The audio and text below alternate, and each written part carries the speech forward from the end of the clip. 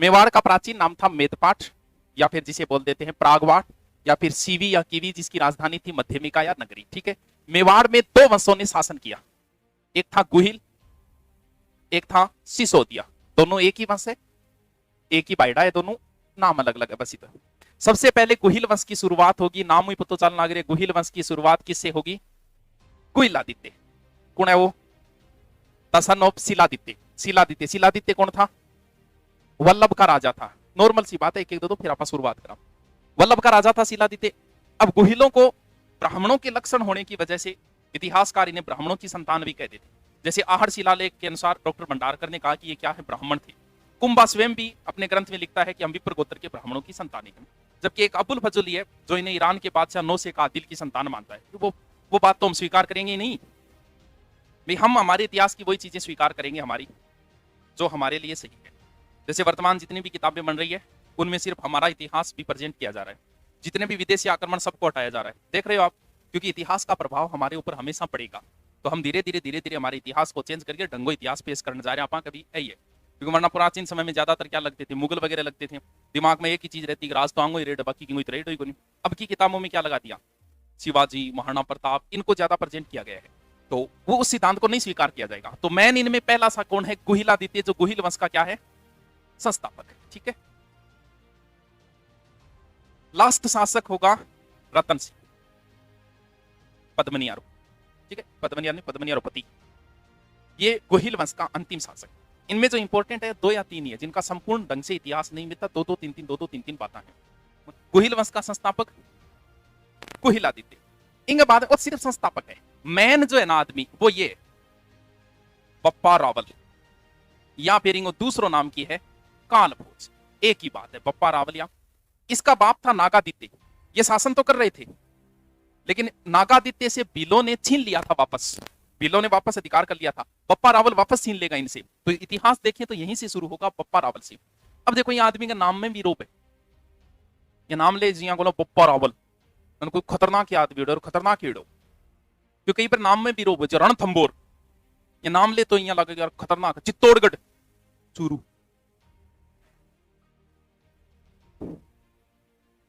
तो आदमी के ऊपर नाम, अब ये बंदा का नाम में रूप है बप्पा रावल। कालभोज बड़ा खतरनाक शासक बताया जाता है उस समय का। शुरुआत में शरीर वगैरह ठीक हुई। ऐसा कहते हैं कि बप्पा रावल जो है वो हारित ऋषि की गायें चराता था। है?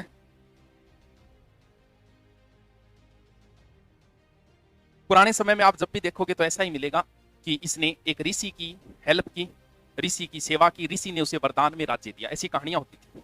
हम लोग उन कहानियों को पढ़ते थे, हमारे दिमाग में वही चीजें आती थी कि हमें भी ऋषि मुनियों की सेवा करनी चाहिए। प्राचीन समय में जैसे अभी किताबों को भी कन्वर्ट करके दिमाग आपका ब्रेन वॉश किया जाता है। मैथ में कैसे पढ़ाया जाएगा? मोहन के पास 10 रुपये है, 5 रुपये की उसने चॉकलेट खा ली, अब कितने रुपये बचे?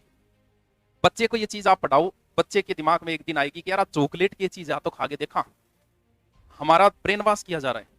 इसी चीज को अगर ऐसे पढ़ाया जाए कि मोहन के पास 10 रुपये थे, 5 रुपये उसने भिखारी को दे दिए, आगे जाके वो क्या करेगा? वही चीजें करेगा जो वो बचपन में पढ़ते आ रहा है। तो शुरुआत में किताबा माई पढ़ाई जाती है, कहानियां चलती आती है, ऋषि मुनि की सेवा की। एक बार एक अतिथि आया, उसकी सेवा की, अतिथि ने वरदान दिया, तो दिमाग में वही चीज चला काम करना चाहिए। हारित ऋषि की सेवा करता हूं, और हारित ऋषि की के चराया करता हूं गाय। अब बतावे, एक गाय जो की चर के आने के बाद में शाम के दूध कौन देती? रात ने रुक के सुबह दूध देती। तो हारित ऋषि कह भाई पप्पा बात की है, क्योंकि शरीर को धनी तो गठी आप चूंग जावा बात की है, चेक करा गा को बात की है। पप्पा रावल भी गा को स्पेशल ध्यान रखे और गाय को करो पीछो के भैया जारी गठे। पता गा गई है गुफा में और बठ जाके दूध गिरनो शुरू कर दियो खुद ही। पप्पा देखो क्या चीज है, चलो हटावा। हटाते ही वहां पर क्या मिला? एक शिवलिंग। अब शिवलिंग को यहाँ शिवलिंग नहीं बोला जाएगा, हम लोग यहाँ शिव जी को क्या बोलेंगे? एक नाम वही है शिव जी।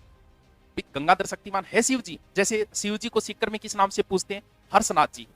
हर्षनाथ जी शिव जी है, लेकिन आपा के बोला बाना? हर्षनाथ जी बोला है बे शिव जी। आपा के बोल देंगे एकलिंगनाथ जी। अब हारित ऋषि का जाने का समय हुआ। हारित ऋषि ने बप्पा रावल को बुलाया। कहते हैं बप्पा रावल थोड़ा लेट हो गया, तो कहते हैं कि हाथ पकड़ी, जैसे यान के अंदर बैठ रहा हवाई जहाज के अंदर। इतिहास सोचे पुराने टाइम आज पुराने टाइम रावण कन हो, एक बेरो विमान हो पुष्पक। हम लोग कह देते हैं कि पुष्पक विमान यहाँ क्यों करेगी, तो आज को नहीं के आज हवाई जहाज से हम नहीं उठ के जाते क्या? तो उसी तरह का हो सकता है कोई यान होगा जिसमें हरित ऋषि जा रहे थे, बप्पा रावल थोड़ा लेट हो गयो, जद बताओ हरित ऋषि पकड़ के बप्पा रावल ने खींचो, जद बताओ आई टूट पट गई, तंत कहानियां देखो जी आप। तो हरित ऋषि बोले मुंह बा, पप्पा मुंह बा, हरित ऋषि थूक्यो, पप्पा ने बताया सूग आ गई, मुंह बंद कर लिया, वो थूक पड़े जाके गठे पैराम। जद बोले देख पप्पा तेरे मुंह में पड़े तू अमर हो जाए, लेकिन तेरे पैराम पर पड़े तेरे वंश को राज हमेशा ही रहेगा। एक काम करी तू, एक खजानो पड़े पर काट ली रिपड़ा, सेना तैयार करी, तैयार करके अटैक कर दी क्या ऊपर चित्तौड़ पर। चित्तौड़गढ़ पहले से ही बना हुआ है, मौर्यों के समय बना हुआ है चित्तौड़गढ़, और उस समय चित्तौड़गढ़ का शासक था मानवोल। और बढ़िया सो वो जो मंदिर है वो शिवलिंग है वो बढ़िया जगह स्थापित करके बढ़िया मंदिर बनवा दी। अब बप्पा रावल ने सेना तैयार की, मानमोरी पे अटैक करने के लिए चला। अब भाई बप्पा रावल के बारे में बता, बावन आती है धोती, अब थे तो बावन आती है धोती आवे आदमी साहब पंगो थोड़ी लीजिए करे कोई, तो बता मानमोरी भाग गया। जो भी हो चित्तौड़ पर अधिकार कर लिया कब? 728, कुछ इतिहासकार मानते हैं 734 ईस्वी। अब मनानो के मंदिर 19 एकलिंगनाथ जी को इसने एकलिंगनाथ जी का मंदिर बनवा दिया। कहां पर? कैलाशपुरी, गटपड़े उदयपुर। अब देखो मेवाड़ वालों के जो कुछ भी है पे, मेवाड़ वाले कभी भी अपने आप को राजा नहीं मानते। ए आके मैं राजा हाँ ही कुल, मैं तो राणा हाँ, दीवान हाँ। राणा का अर्थ एक प्रकार से दीवान होता है, सामंत होता है, ढोल बजाने वाला होता है। क्या मेरा, जैसे अकबर ने कहा कि देख भाई मारना प्रताप तू मन राजा मान ले, बोल ना मेरो राजा तो कौन है? एकलिंगनाथ जी पे ही रहेगा। मेवाड़ वाले जैसे कहीं पर मान ले कोई सिर्फ प्रश्न पूछ ले, निम्न में से मेवाड़ के राजा है, वो ऑप्शन देते सवाई जय सिंह, एक देते मिर्जा राजा जय सिंह, एक देते सांगा, एक देते एकलिंगनाथ जी। अपा सोचा कि सांगो मेवाड़ को राजा रहे तो वो ये कभी राजा रहे ही नहीं। ये क्या है? ये तो सामंत है। अंग वास्तविक राजा है किन माने? एकलिंगनाथ जी माना कि महाराज का राजा है एकलिंगनाथ जी। जैसे मेवाड़ का राणा कहीं युद्ध करने के लिए जाएगा, युद्ध करने जाए किंग इजाजत चाहिए, राजा की चाहिए, राजा इजाजत लेगी जागो। तो मेवाड़ के राणा कहां आते हैं? यहां आएंगे, बाहर तलवार छोड़ेंगे क्योंकि राजा के सामने तलवार लेके नहीं जाएगा, अंदर जाओगा आशीर्वाद लेगा कि मैं लड़ाई करने जा रहा हूं, पिन बोला आशंका मांग। प्रत्येक राणा ही ऐसा करेगा, नया राणा बनेगा तो भी एकलिंगनाथ जी का दर्शन करना होगा, एकलिंगनाथ जी आशीर्वाद लेना होगा। अब इनका मेला कब बनेगा? अरे शिव जी है तो शिवरात्रि बनेगो, कदा हो शिवरात्रि? फाल्गुन कृष्ण त्रयोदशी। ये शिव जी के अलग अलग है, शिव धर्म से संबंधित अलग कापालिक वगैरह। तो एक संप्रदाय है लकुलिस या पाशुपत, अभी एग्जाम में पूछा था इसको। लकुलिस या पाशुपत संप्रदाय का केंद्र कहां है? यहीं पर पड़ता है कैलाशपुरी। कैलाशपुरी थोड़ा सा नीचे उतरोगा, उतरता है एक जगह है नागदा, नजदीक है 5-10 मिनट लगेगी गाड़ी में। नीचे उतरोगा जगह है नागदा।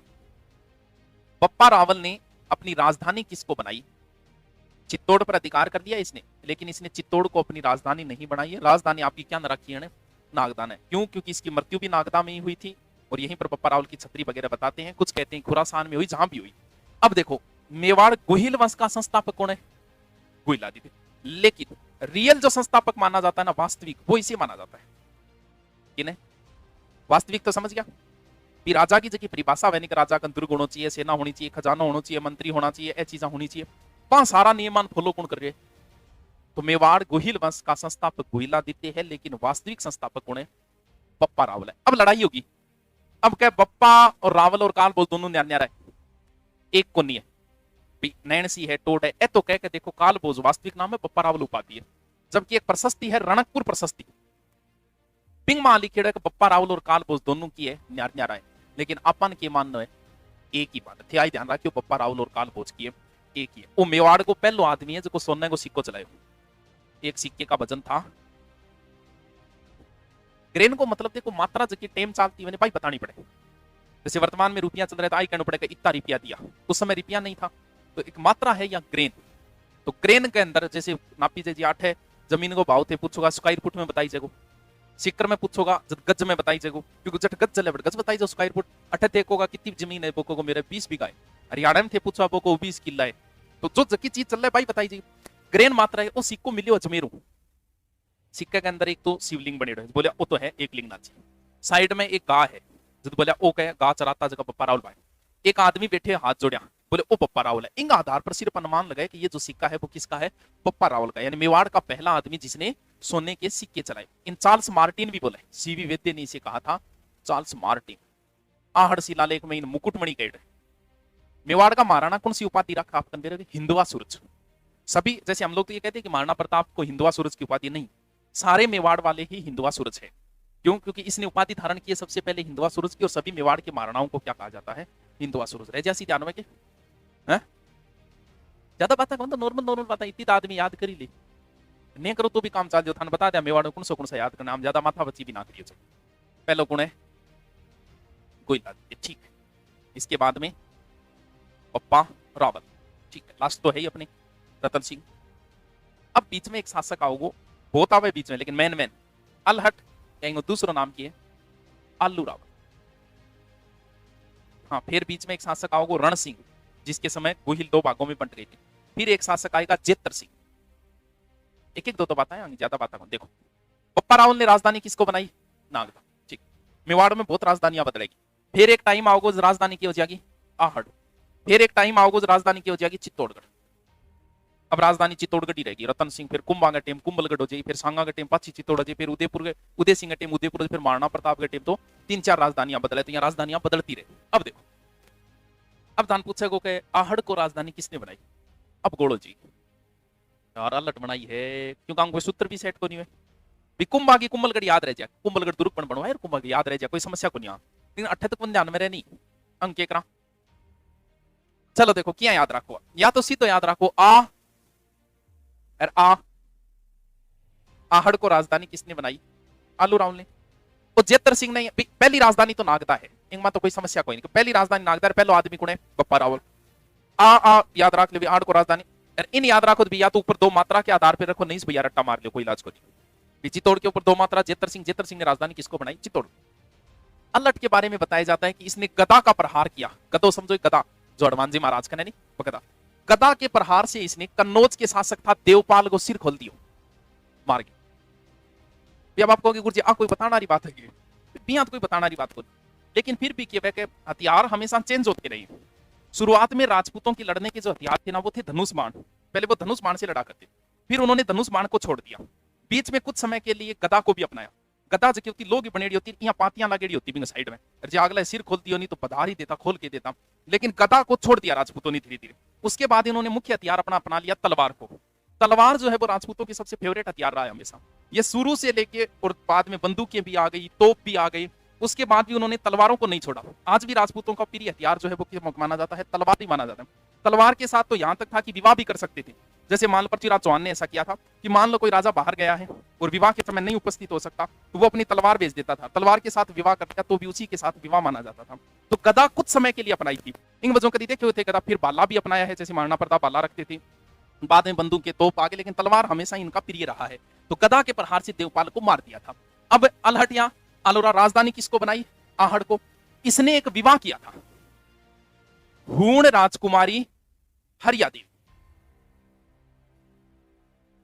तो इंगमा की खास बात है, इन बताना रही की बात है भाई, बताना रही बात है। हूण जो थे ना वो विदेशी थे, भारतीय तो नहीं थे। विदेश की बीननी ले भाई, छोटी बात थोड़ी है। थे पलंकी लाग जी विदेश की बीननी, तो फिर भी थारा नसीब में कोनी, गोरी तो फिर भी कोनी आओ, पहले आई वही रखनी पड़ेगी। ये पहला अंतरराष्ट्रीय विवाह है राजस्थान का। भारत का कौन सा है? भारत में है, चंद्रगुप्त ने किया था। किसके साथ? एलेना, दूसरा नाम भी जानो कोई? अरे वाह, कार्नेलिया। कार्नेलिया के गीत शायद 10वीं में पता नहीं किसमें लगते थे, ये तब ध्यान है, बाकी और कहीं नहीं आता इसका कार्नेलिया नाम। हेलेना का दूसरा नाम कार्नेलिया था। पहला अंतरराष्ट्रीय विवाह किसने किया? भारत का वो है, और राजस्थान का एक प्रकार से किसने? इसने सामंतशाही भी शुरू कर दी थी। हाँ, नौकरशाही सामंतशाही एक ही बात, नीचे सामंत रखना, सामंतशाही हो गया, ठाकर वगैरह रखना चालू कर दिया वो है। रण सिंह को बता दिया था कि रण सिंह के समय मेवाड़ 2 भागों में बंट गया था, यानी इसका एक पुत्र राहब जो था वो सिसोदा ठिकाने चला गया था, सिसोदिया वंश की नींव रखती वहां पर, ठीक है। जेतर सिंह की बात है। जेतर सिंह मध्यकालीन मेवाड़ का सबसे ताकतवर बताया जाता है। दशरथ शर्मा कहता है कि सबसे ताकतवर व्यक्ति यही है। इसके समय दिल्ली का था इल्तुतमिश, इसी ने तो नागदा को तहस महस कर दिया था। बाद में राजधानी कहां लेके आया गया? इसके साथ एक इसका युद्ध हुआ था छोटा सा, कौन सा? भूताला युद्ध, जिसमें कहते हैं कि जेतर सिंह की विजय हुई थी। दिल्ली सुल्तान को, दिल्ली शासक को इसने हराया है। जेतर सिंह ने ताकतवर शासक माना जाता है जेतर सिंह, ठीक है। फिर बीच में जेतर सिंह से पहले है वैसे समर सिंह, फिर आ जाएगा सामंत सिंह, और लास्ट जो है वो कौन सा है? रतन सिंह। कोई बात को नहीं, एक ही बात है।